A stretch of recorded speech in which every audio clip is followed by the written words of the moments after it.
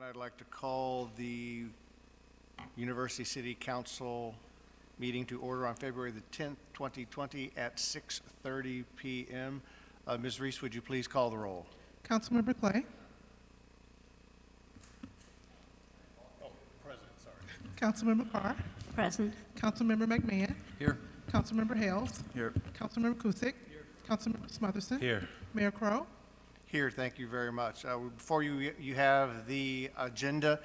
During the study session, I believe the city manager asked for item number K4 to be moved to D1. That is a request from the city manager. Is there a motion to amend the agenda? Mr. Hale, seconded by Mr. McMahon. Any discussion? Hearing none, those in favor, please signify by saying aye. Aye. Opposed? The ayes have it. We'll now move forward to, after the agenda has been approved, to proclamations. We have before us a proclamation for Black History Month, and I will turn the floor over to City Manager Gregory Rose.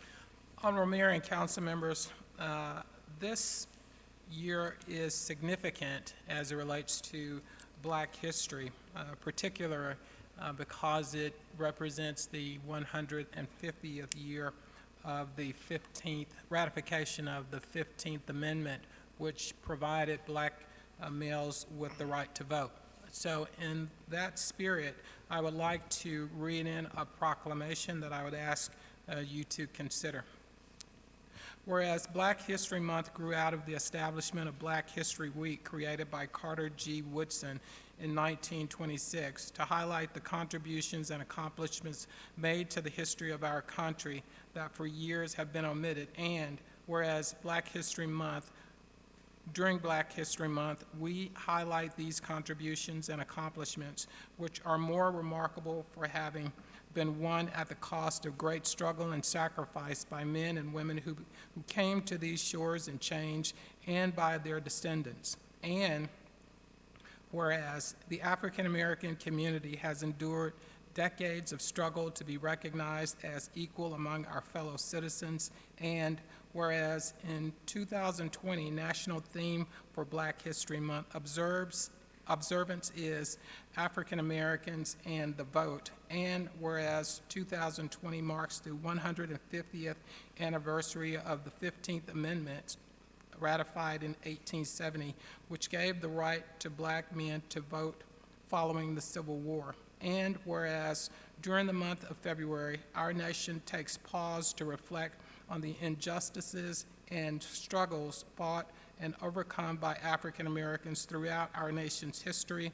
and pay tribute to the battles they have fought in the name of equality.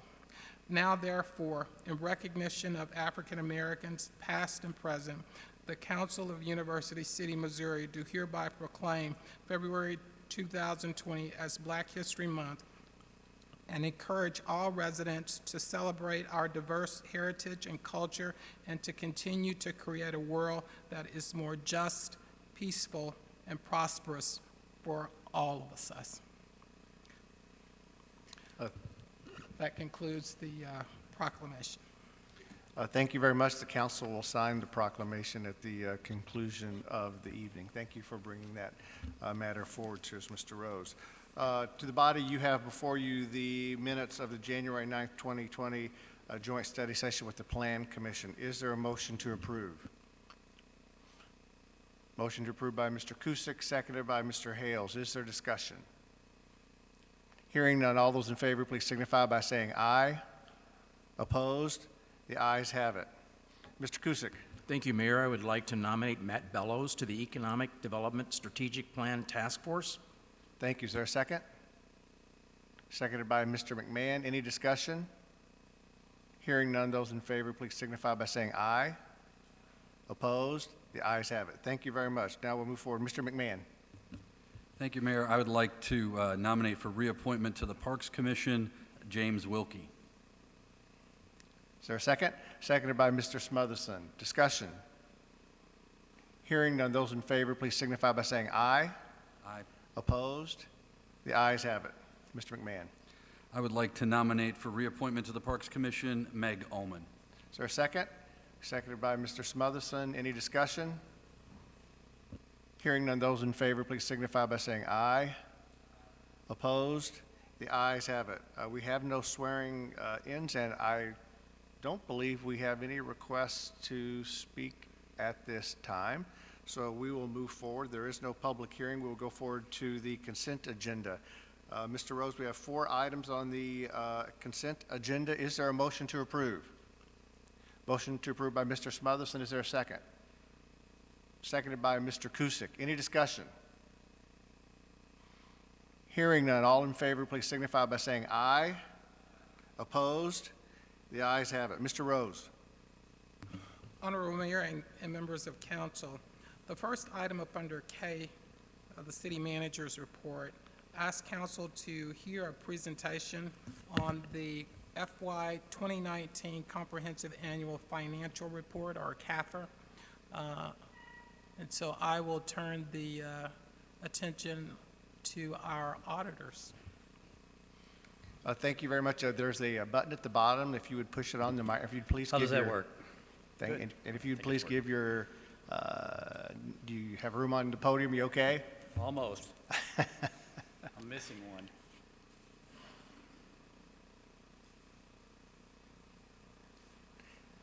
Okay, thank you very much. My name is Mike Williams. I'm a partner at Hochschild Bloom and Company, a CPA firm. We've recently issued the audit reports for the city. They look something like this in paper form. There's a larger booklet that actually is called the Comprehensive Annual Financial Report. Sometimes they call that a CAFR, or the audit report. And there's also a report on federal awards, which contains the single audit, or like federal program audit, because the city received enough money to have this special audit this year, which it doesn't always have. It didn't have one last year, but it does have this report this year. And the third item is a separate letter that is what we call the management letter. It's some general information about the audit with some comments and recommendations in it. But what I thought I'd do is just flip through these reports. It won't take too long, but just kind of hit some of the highlights. And if you have any questions as we go along, it's fine, or questions at the end is fine too. So anyway, just to get into it, the first section is the introductory section. There's a letter on the city of U-City's letterhead. That's the transmittal letter, which has some general information about the report, activities of the city, economic development, things like that. That goes through Roman numeral page 4, then our Roman numeral page 5 and 6 is an org chart and list of principal officials. But one of the things I wanted to mention was Roman numeral page 7, which is the Certificate of Achievement for Excellence in Financial Reporting. So that's issued by the Nationwide Government Finance Officers Association, which reviews these reports for compliance with all the proper standards and additional standards it has. So anyway, I think that's just good for the city, demonstrates things like accountability, transparency, things like that. So congratulations to the city on that. The next part is the financial section, and the first page of that is the Hochschild Bloom and Company opinion report. So it starts off with, talks about what we've audited, which is the financial statements, management's responsibility, then the auditor's responsibility. And then on page 2, it has the opinion information. It says, in our opinion, the financial statements referred to above present fairly in all material respects. So it says other information on here too, but there's no exceptions, no qualifications, no other problems like that. So that's what you call a clean opinion or unqualified opinion. It's similar to what the cities had before, but that's good. So I wanted to mention that. After that, then, page 4 begins the management's discussion and analysis. And there's a lot of detailed information in here related to what governmental accounting reports, how they're put together, the different funds, how they're presented. But I wanted to talk about the information on the bottom of page 6 and page 8. So, because page 6 and page 8 have a summary of all the funds blended together in total. So it's a big picture perspective on the city's finances. So anyway, on page 6, the bottom of the page, the top part shows total assets, and there's governmental activities, business type activities in total, and then the 2019 change. So governmental activities are general fund, parks, capital funds, things like that. The business type activities are solid waste and golf, parking garage, I think. So the governmental activities, the business type activities, the total assets then for all the city assets are around $81,113,000 compared to $79,483,000 last year. So an increase of about $1.6 million, or about 2.1%. There's some deferred outflows and some deferred inflows, and then there's total liabilities. So again, just looking at total liabilities of around $23,446,000 versus $22,865,000 last year. That's an increase of $581,000, or about 2.5%. So assets increased more than liabilities increased, so therefore that's supposed to be show an improvement in the net position. So in the bottom part of the page, it shows net position. So this is presented in the accounting format that the net position is supposed to be the net financial position, the overall net financial position of the city. So you can see overall the total columns on the bottom line on the right side of the page show total net position around $57.5 million this year versus $56 last year. So an increase of 1.3. So an overall improvement or an increase in the net financial position. That's about 2.4%. So that's similar to a balance sheet. That's the assets and liabilities. A couple pages after that, we have page 8, which is the revenues and expenses. So again, it has the governmental activities, the business type activities, and totals. The top part of the page shows total revenues. So total revenues for 2019 are around $37,499,000, compared to about $34.9 million last year. So that's an increase of about $2.5 million. And there's a change column, and if you look at that, the biggest item of change was the capital grants and contributions. So, and that's not unusual. Governments get a one-time grant for road and bridge projects, which is what you had this year. So that was the increase in the capital grants for the fiscal year 19 compared to 18. And then there's a list of expenses. So over, in the middle of the page there, that middle part of the schedule shows total expenses in 2019. Around $36.1 million compared to $34.8 the prior year, so an increase of $1.3 million, or about 3.8%. And then it reconciles to overall net position at the bottom of the page. So anyway, I just like these two pages because that gives you an idea of the assets and the liabilities, all the revenues, and all the expenses. And then I wanted to get into a little bit more detail. So the fund statements begin on page 14, but what I was going to talk about starts on page 16. So page 16 is the governmental fund balance sheet.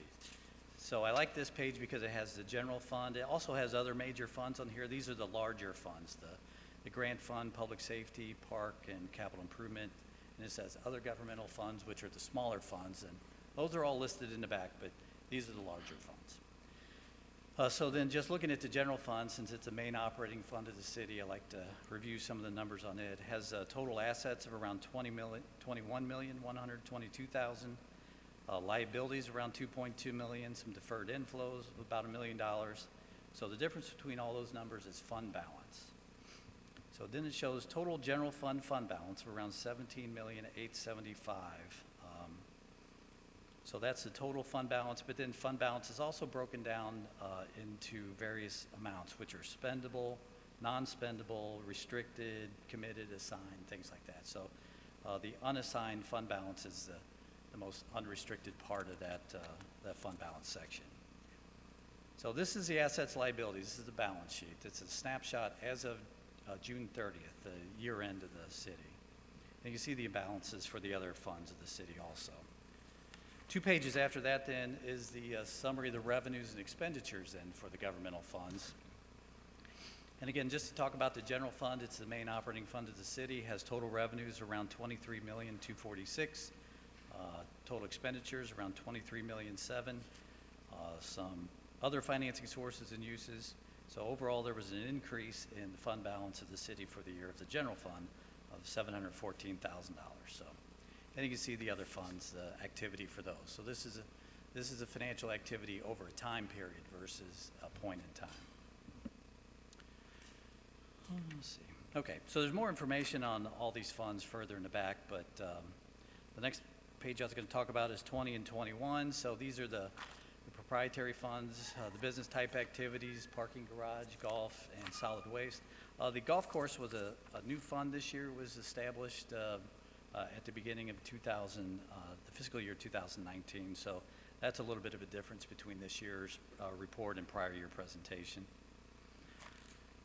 There's a cash flow statement on pages 22 and 23 for the enterprise funds. But the next thing I was going to point out is on pages 24 and 25, which is the pension funds. So now this is a total of all the two pension funds, the assets and the liabilities are on page 24. And then the increases and decreases, the additions and deductions are on page 25. And there's further information on those in the back, but this is the summary of the pension fund activity. After that, then, page 26 begins the notes to the financial statements, and note A starts with a summary of significant accounting policies. I wasn't going to talk about them because their accounting policies don't really change much from year to year. So note B then will start on page 36. And note B is important because it has a couple of things. One is the note B1 talks that there's a requirement that your cash in the banks should be fully secured by something like FDIC. So if there's an issue with the bank, you make sure that you get your money. There's a state law that requires your bank accounts to be fully secured. So this says, those last couple of paragraphs says that your bank balances are entirely secured or collateralized. So you're in compliance with that law. Page 37 then is note B2, which is the investments. So sometimes you want to know what your investments in the city are in, and this is a summary of those types of the investments. Page 37 has the maturities and a short description and credit rating risk. There are several more pages of investment disclosures that slice and dice those amounts in different ways. Page 40 then begins the capital asset disclosure. So this is a disclosure of the assets of the city. The capital assets are things like infrastructure and building and equipment, things like that. Page 43 then gets into the long-term debt, and I think this is important because this is like your mortgage. This is the long-term liabilities of the city that are required to be paid in the future. So there's a schedule of that on top of page 43. You can see that the significant balances there are some of the bonds, the special obligation bonds, the certificates of participation, leases, things like that. And then the maturity of those items are on the next couple of pages, the requirements to pay those in the future. Okay, so then the next note is note E, which begins on page 44, and then these are the pension plan notes.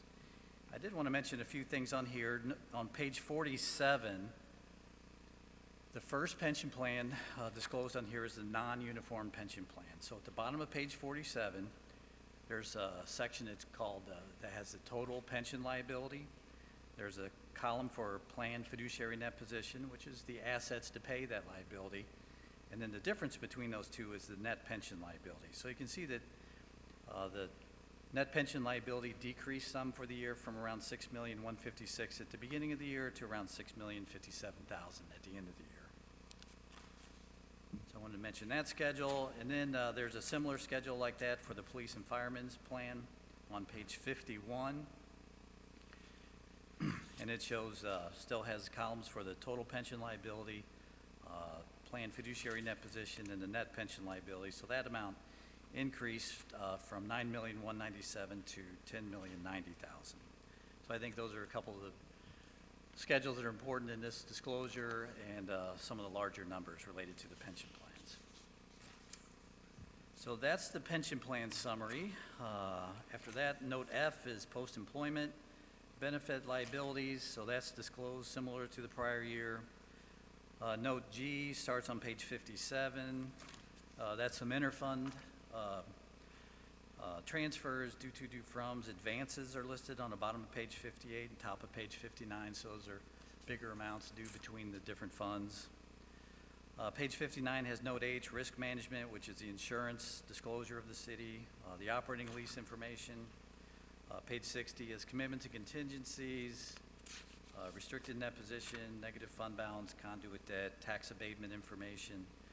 And note O on page 61 is some of the restatements of fund balance from, or from previous audits, so. And then note P is the future accounting pronouncements.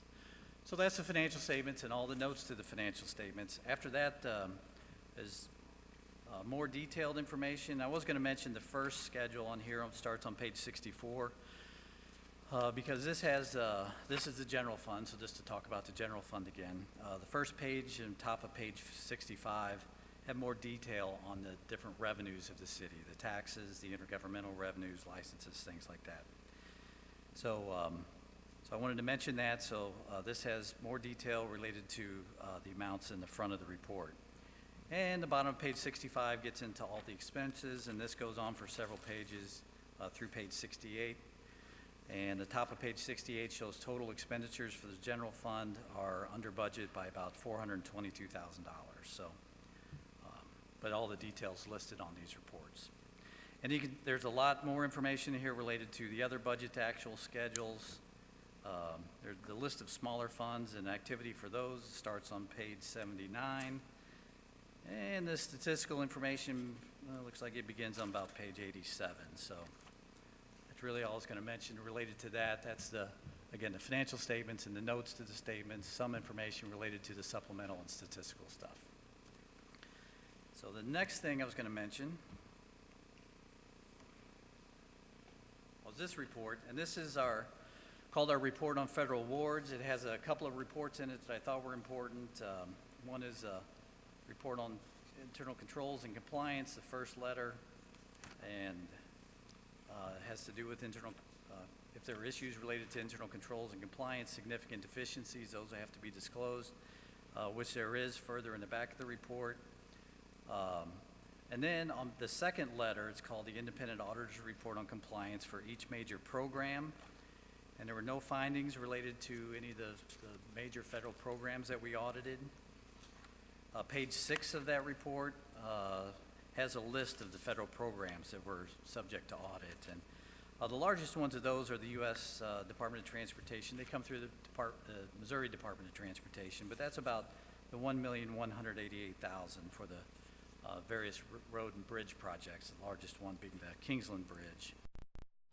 And we list the other federal programs on there. So the total federal programs was $1,232,000. So pretty good money coming into the city this year. After that, then, we do have the findings similar to last year about the number of adjustments. On page 9 talks about we've got the finding related to the adjustments that we came up with for the year. So, and that's similar to the prior year. So that is our report on federal awards. The last item then I was going to review is what we call the management letter. There's some general information in the first few pages, a list of adjustments after that. And then the final part of this report are the 22 comments and recommendations that we have that came out of that. They're not significant deficiencies or material weaknesses. They're just other recommendations that we came up with related to our going through the audit process. So the first, few pages they do say is similar to prior year or as noted in the prior year. So I thought maybe I wouldn't read through all of those, but I was going to just mention the new items this year. So number 14 begins, there's just a few new items. Number 14 says that we recommend that the city reconcile some of the amounts for the solid waste fund, the receivables for that. Number 15 recommends some additional business license procedures. 16 has to do also with receipts for the community center to improve some of the procedures related to that. Number 17 is related to the capital asset inventory to improve that. Number 18 has to do with the calculation of capital assets when they're traded in for other assets. Number 19 has a review of certain liability accounts. Number 20 is related to tracking payroll. 21 talks about paying due froms back between one fund and another fund. And the last new item was number 22 related to reconciling bank accounts more timely. So anyway, that's really, I'm going to mention those new items. We reviewed the single audit of the city and then the comprehensive annual financial report. And I'll be happy to take any other questions you have or comments on any of those. Questions from members of council? Hearing none. Thank you very much for your report. Yeah, I know it's a lot to go over. If you ever do have any questions, feel free to let us know. Thank you. Thanks. If I turn this off? No. Oh, yes, okay. Thank you. Mr. Rose. Honorable Mayor and council members, item K2 asks council to receive an update on the Army Corps River to Pear study, as well as consider a funding request. And Public Works Director Sinan Aplasan will be presenting this item.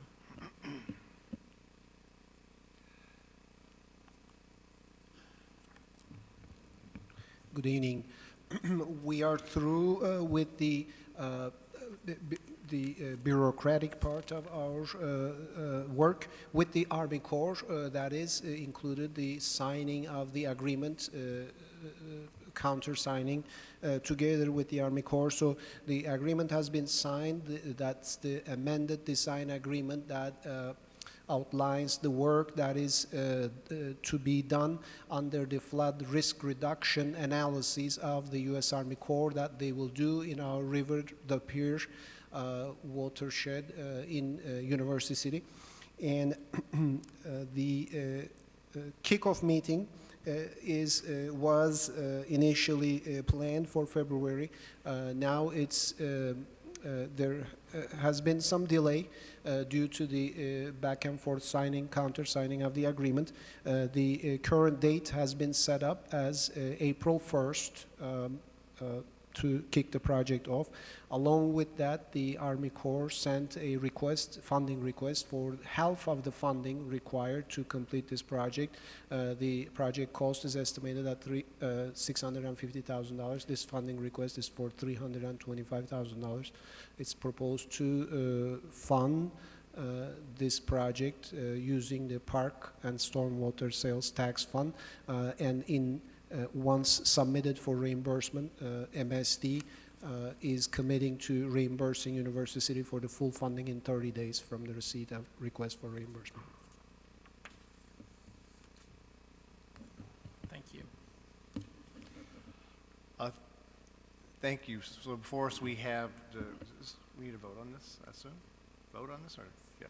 We have a motion to approve the funding request reimbursable by MSD by member of council. Is there a motion by Ms. Carr, seconded by Mr. Kusick? Is there additional questions? Mr. Kusick. Yes, thank you, Mayor. Mr. Rose, I emailed you about this, and I'm still kind of confused about all of these things, these check boxes or these lines that are completed. This is just getting ready to do this study. This isn't actually that they've started this study, correct? Honorable Mayor, Councilmember Kusick, that is correct. The study has not started. The funding request, if approved, would allow the Army Corps of Engineers to start the study, and I believe that they will have a kickoff meeting before they actually get started. And how long will will it take them to do the study? Do we have any idea? Mr. 2 months, 2 years? I was ambitious. I'm told that it will be about a 24-month 24 period months. for it. Thank you. Any other questions? Hearing none, those in favor, please signify by saying aye. Aye. Opposed? The ayes have it. Mr. Rose. Honorable Mayor and council members, item K3, I wanted to provide you with just a very brief update on the Olive and I-170 or University Place project. The project is continuing to advance. The developer, Novus, is still in the process of land assemblage. That simply takes a very long time when you're dealing with 50 acres and under very difficult conditions. I would indicate that I have recently had an interview with a reporter from a local channel and advised that reporter that I'm not currently involved in the negotiations for the owner-occupied homes. So the negotiation between Novus and the homeowner is simply a willing buyer and a willing seller. As I understand it, they are still looking at what is a fair price for the various properties, but I have not been involved in that process. As I understand it, Novus has 67 homes to get up under contract, and they have about 41 of those homes, or 60% at this time. Finally, I would note that they are still advancing with their efforts to get the financing needed for the project. As I understand it, they're pretty close to reaching the various agreements that are needed.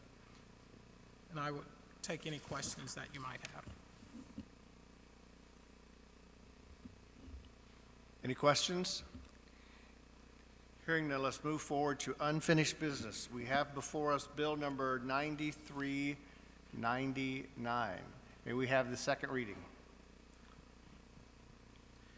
An ordinance fixing the compensation to be paid to city officials and employees as enumerated herein from and after its passage and repealing ordinance number 7109. We have the third reading. An ordinance fixing the compensation to be paid to city officials and employees as enumerated herein from and after its passage and repealing ordinance number 7109. Thank you very much. Is there a motion to approve? Motion to approve by Mr. Kusick. Is there a second? Seconded by Mr. Hales. Any discussion? Ms. Carr. Thank you. Mr. Rose, can you tell us specifically what this ordinance is addressing?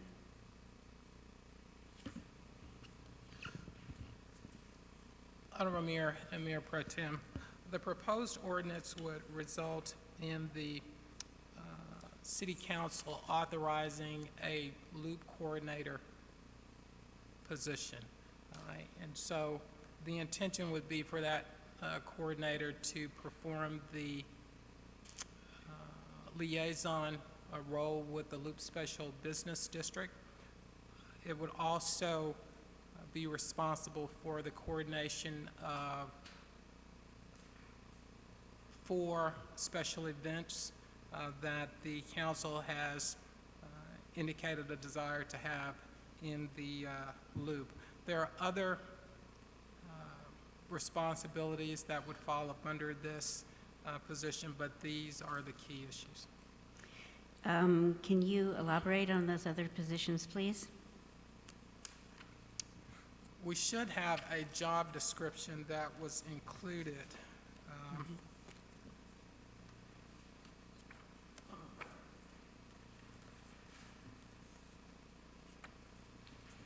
So in addition to the special events as well as the coordination, they would provide administrative assistance to the Loop Special Business District Board. They would help with the reconciling of their accounts on a monthly basis. They would ensure that the monies that are allocated to the Loop Special Business District are spent in a manner that is consistent with what budget is approved by the mayor and council. They would provide guidance to the city when we need to provide legal assistance, financial assistance, or others such as from the city clerk. So there are a number of jobs that person would perform. Those are the ones that come to mind. Thank you very much. And would this person in any way essentially be running the loop, or is this just a position that the city has created in order to provide the infrastructure to help the LSBD to meet the requirements of the ordinance? Honorable Mayor and Mayor Pro Tem, the intent of this position, if it's approved, is simply to provide assistance to the Loop Special Business District. It is not intended to take the place of the Loop Special Business District Board, but I don't believe at this time that they have the infrastructure that is needed to comply with the city codes, and that's why I'm recommending this position. Okay, and one final question. Did the idea for this position come out of the Saturday mini session that we held, or was that position explored at an earlier date? And also under what auspices, meaning did council want it, or was it just something that came up? Honorable Mayor and Mayor Pro Tem, the position initially was presented to the Loop Special Business District Board as a executive director for the University City section of the Loop. The board elected not to pursue an executive director for the University City section of the Loop.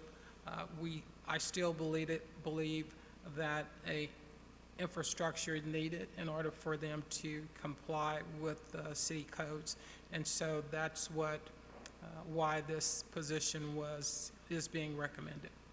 Okay, and I'm sure with all the questions I've asked, you overlooked this. And did this come up as a result of that Saturday mini retreat, or was this actually being worked on prior to that?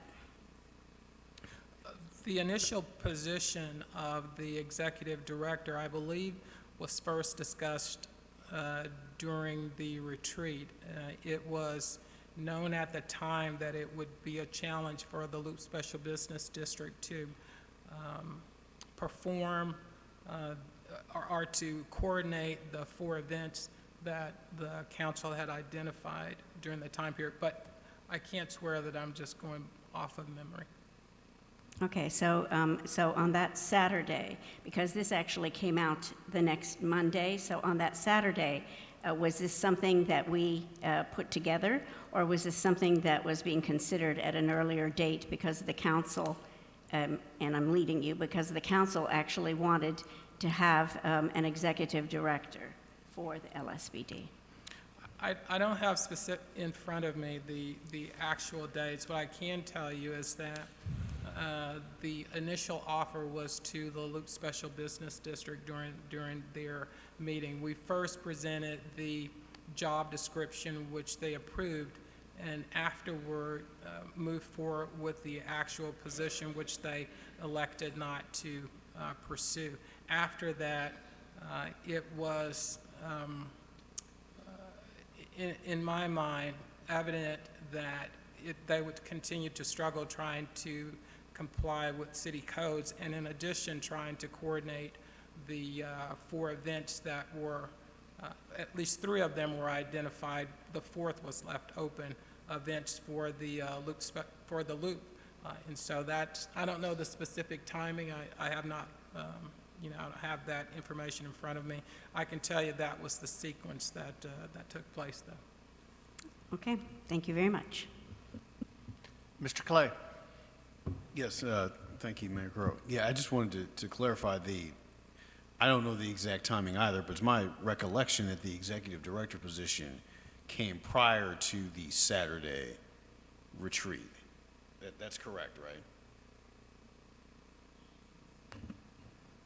I'm looking at, I believe that is correct. We could have taken the executive director position to the Loop Special Business District prior to the study session or the retreat, but I can't swear that. I just don't have that information in front of me. Yeah, I think that was the sequence of events. I don't remember the dates, but I think that was the sequence. Any further questions? Hearing none. Ms. Reese, would you please call the roll? Councilmember Carr, Aye. Councilmember McMahon, Aye. Councilmember Hales, Aye. Councilmember Kusick, Councilmember Smotherson, Aye. Councilmember Clay, Aye. Mayor Crowe. Aye. Thank you very much. We now have Bill number 9400. May I have the second reading?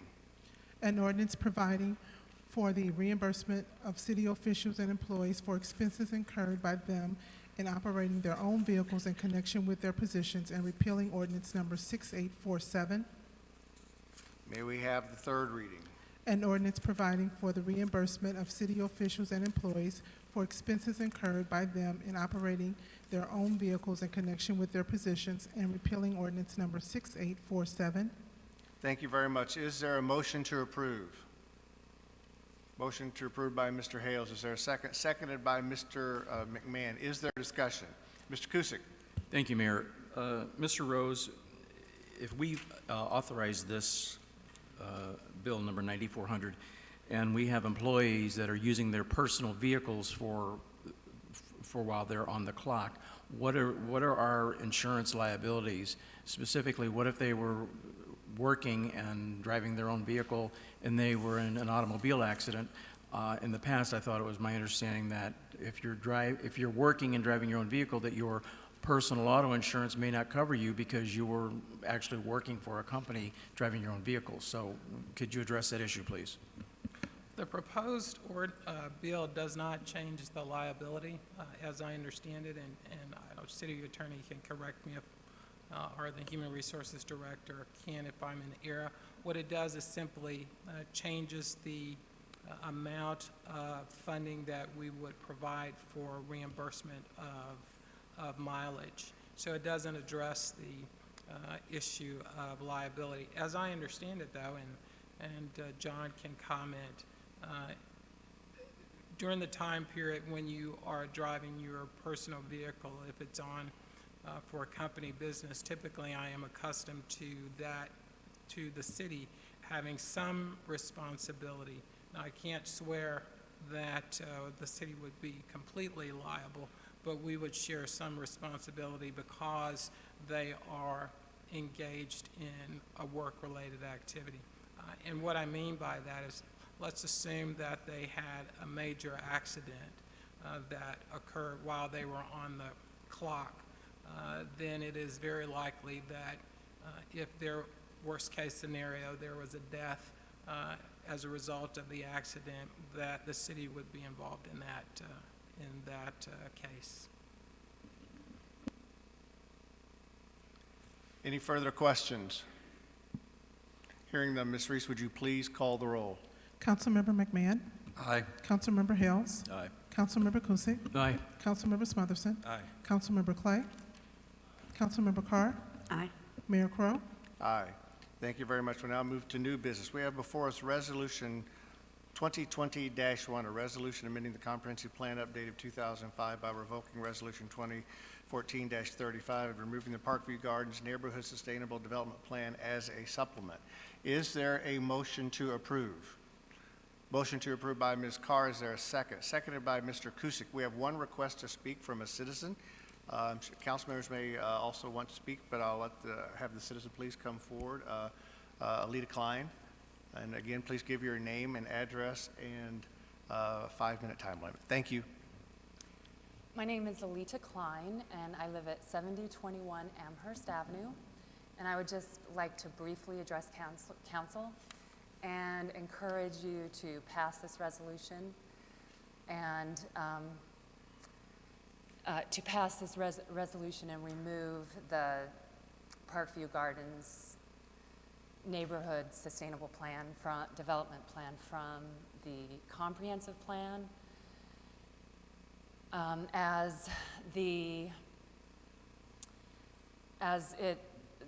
analysis has not been done to determine if, what the impact would be if we carry out this plan, and what the effect that would have on our economic, or on our city's economic sustainability. So I'm just encouraging you to please pass this resolution. Thank you. Thank you. Any member of council that would like to speak to 2020-1? Hearing none. Those in favor, please signify by saying aye. Aye. Opposed? The ayes have it. We'll now move to bill number 9401. Who would like to introduce? Mr. Smotherson, may we have the first reading? An ordinance amending section 400.070 of the Municipal Code of the City of University City, Missouri, relating to the official zoning map, zoning by amending said map so as to change the classification of property at 8400 Delmar Boulevard from General Commercial District to Planned Development Mixed-Use District, and establishing permitted land uses and developments therein containing a savings clause and providing a penalty.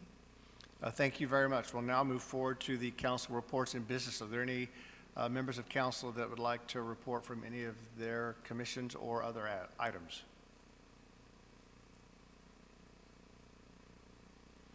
Hearing none, we have no further citizen comments. Are there council comments prior to moving into closed session? Mr. Smotherson. Well, I actually have two, and I wanted to take up, first of all, I wanted to talk about the one and get this out of the way, and that is I'd like to ask the city manager, and not necessarily to answer it at this time, but I want to find out and let everybody know the census 2020 is coming up in March. And the reason I wanted to address this is simply because I wanted to make sure that we understand how important that is for funding, federal funding for University City. But my question specifically to the city manager is how are we addressing the students that live in University City? I would actually say 8 to 9 months out of a year, because what's important for us is that we count bodies. And they're counted here, and I wanted to find out, not necessarily now, but at some given point in time, how we're addressing that. You know, you're talking about $1,500 per person that it's counted. So in a 10-year period, that's $15,000 a person. That's funding for University City, or we're eligible per person for 10 years. That's $15,000. So it's important for us to know how we're addressing that, how they're counted, because I think the main thing about the census is it's really about where they eat and sleep, and that's here, not necessarily at home for 3 or 4 months, but here in University City. So I'd like to know how that's counted. Second thing that I'd like to say about that is that everybody that's here and everybody looking at this and watching this live stream, what's important to understand is the census is confidential. It is confidential. So it's not reported back to the city, it's not reported back to the state, and it's not reported back to immigration. So what that means is if you claim on an occupancy permit that you've got 3 people in the household when in fact you've got 10, it's important for this city to know that, and you report that you have 10. It won't be reported back to anybody, but it's important for the city because that's 10 people. We get $1,500 each person, $15,000 for the next 10 years total. So again, important for us to know.